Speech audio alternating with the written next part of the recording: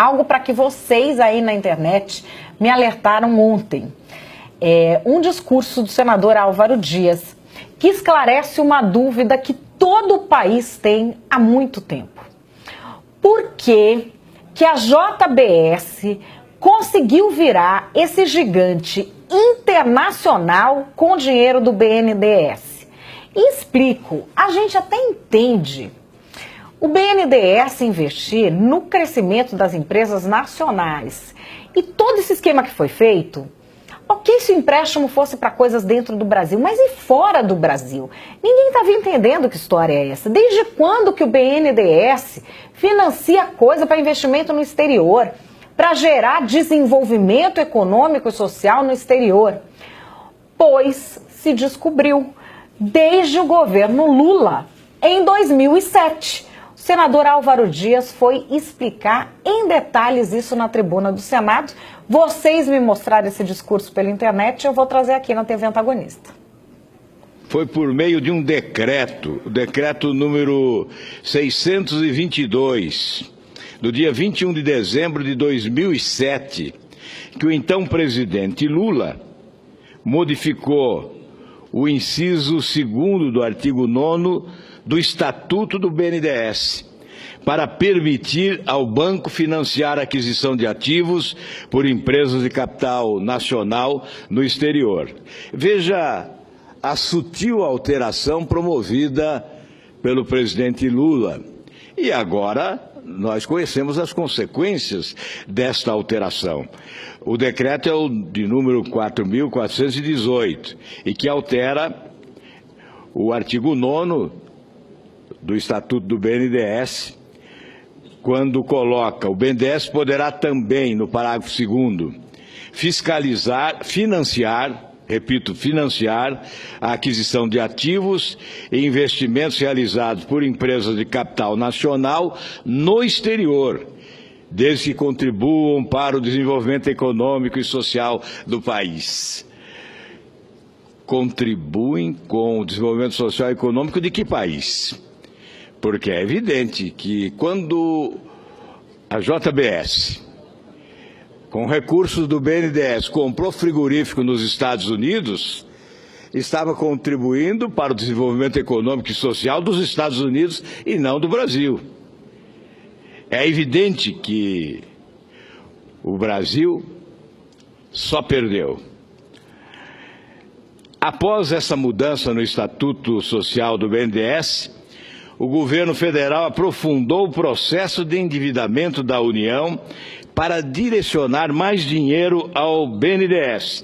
Vamos repetir números que, incansavelmente, eu já repeti aqui diversas vezes.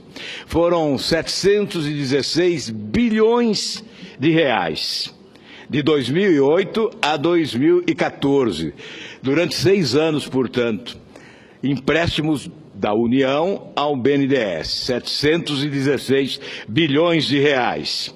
Do FAT, PIS, PASEP e FGTS, 243 bilhões. E o restante do Tesouro Nacional. Do Tesouro Nacional foram repassados, portanto, ao BNDES 473 bilhões, um absurdo inédito, jamais visto na história desse país. Portanto, os brasileiros pagarão 184 bilhões. Subsídio para a diferença entre uma taxa de juro paga pelo governo e a taxa de juro oferecida pelo governo aos empresários beneficiados nesse esquema de corrupção. Bom, esse dinheiro todo que foi dado a esses empresários, ele já estava disponível no BNDES? Ele já estava disponível no caixa do governo? Não. Agora você vai entender de onde veio o dinheiro que financiou aquelas empresas que eram aqueles modelos de grandes empresas brasileiras no exterior e quem vai pagar a conta. Quem vai pagar a conta você já desconfia, né? Mas vamos saber quanto é a conta, de onde veio o dinheiro e como que isso vai ser pago. Esse dinheiro não estava disponível no caixa do Tesouro Nacional. o governo foi buscar esse dinheiro, emitindo títulos públicos, foi buscar esse dinheiro emprestado, pagando juros de mercado, juros taxa Selic, a 14,25%. Esse mesmo dinheiro foi repassado ao BNDES com juro igual a TJLP, que oscilou no período entre 5% e 6%. Portanto, o governo pagava o juro de 14,25%. Esses empresários que agora estão correndo da justiça, esses empresários pagavam ao BNDES um juro de 5% a 6%. E essa diferença, quem cobria essa diferença? Quem cobria essa diferença? Ora, você que está ouvindo esse discurso agora e que paga impostos. O contribuinte brasileiro subsidiou essas taxas de juros privilegiadas praticadas pelo governo brasileiro através do BNDES com os chamados campeões nacionais. E mais do que isso, com os países amigos de quem governava o Brasil. Cuba, Angola, Venezuela, Equador, enfim, países mais próximos ideologicamente daqueles que governavam o nosso país, com o benefício de recursos facilitados. Essa diferença paga pelo povo brasileiro alimentou algumas das ditaduras mais corruptas do universo. Alguns ditadores tiveram sobrevivência graças a esses recursos que saíram dos cofres dos trabalhadores brasileiros, especialmente, através do FAT, do PIS/PASEP, do FGTS.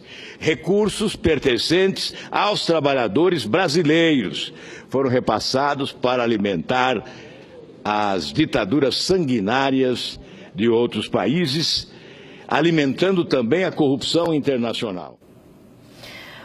Bom, para vocês terem uma ideia, em Angola, o ditador José Eduardo dos Santos está deixando o poder, coisa que ele já havia ameaçado fazer diversas vezes, mas ao contrário de todos os prognósticos de estudiosos, ele não está passando o poder para nenhum de seus filhos. Ele está passando o poder para o ministro da Defesa, depois que o seu caixa parou de ser alimentado, de ser inundado com dinheiro de empreiteiras brasileiras e depois que o marketing parou de ser resolvido pela mão amiga que ele tinha em solo angolano sempre que a coisa apertava.